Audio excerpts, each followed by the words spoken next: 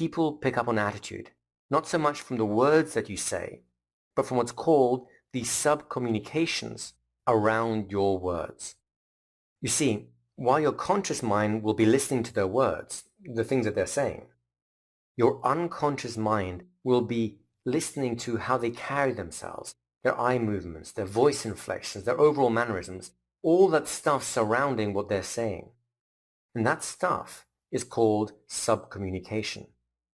The good news for you is that you can consciously elevate your levels of subcommunication so that people unconsciously feel safe and trust that you have their best interest at heart at its highest level. This elevated form of subcommunication is called a hypnotic attitude. And you really can have a very powerful hypnotic attitude. In fact, in an upcoming video, I'll be sharing the story of Steve with you.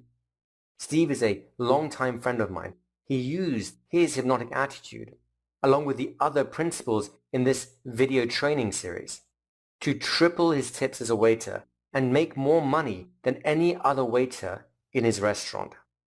He then went on to use the same hypnotic principles that you're learning right now in his own hypnotherapy business, where he now makes a 6-figure yearly income.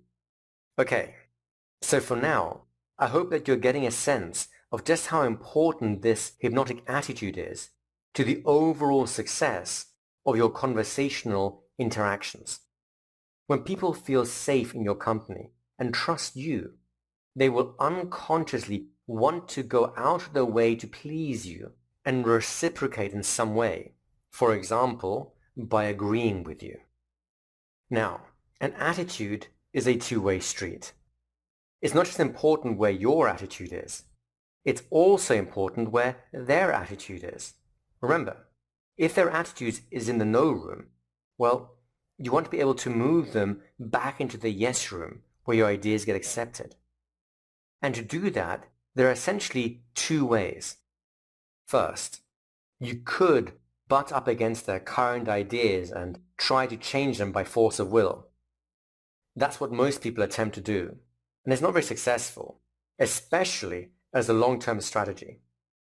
Or, secondly, you could gently guide their unconscious mind so they begin opening up to your new ideas without them ever realizing that they're changing their own minds. Obviously, number 2 is the better way to go.